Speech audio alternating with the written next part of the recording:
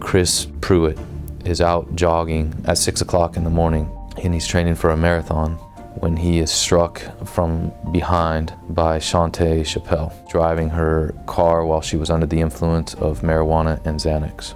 And she says that the reason she was driving her car is because she was fleeing an abusive boyfriend.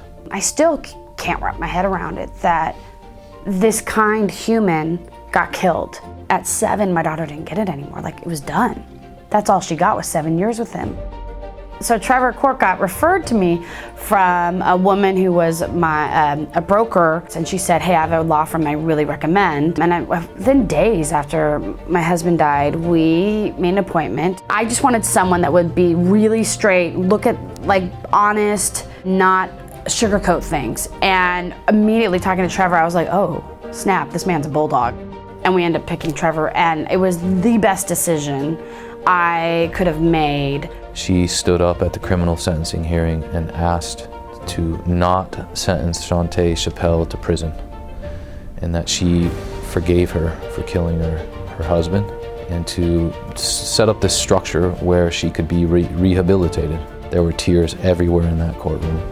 The judge took what I had shared and what we stood for, and he brought it down to 4 years, the minimum that he was allowed to do.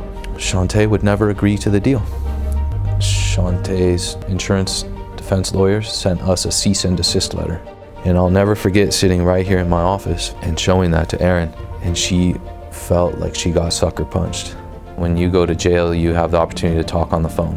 I subpoena the jail tapes, and it became very clear after listening to all these tapes that Shantae was not actually fleeing an abusive boyfriend, but was coming back from Nicole Parker's house. There is something to be said about having someone in your corner that is not scared to shake the tree, speak up, fight for you.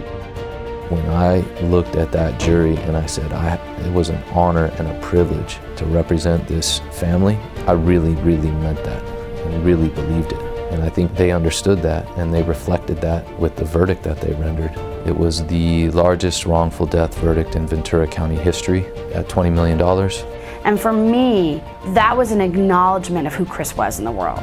It helped the whole family and the community heal. I mean, this guy was so well known in this community. Imagine if the truth never came out about Chris Pruitt and what that would do to this girl, Isabella, for the rest of her life, not knowing how her dad died. That's not fair. So if you're in the position that I'm in, or any other lawyer is in, and you get this opportunity to affect that kind of change, you gotta take it, you gotta take it.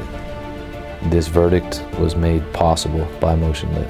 I used to do trials without a trial tech. That is incredibly stressful. Like, and having to put up exhibits and make sure PowerPoints are synced and depositions are cut, etc. So having that burden lifted off of you frees you up to do all kinds of other fun things that you could do in trial.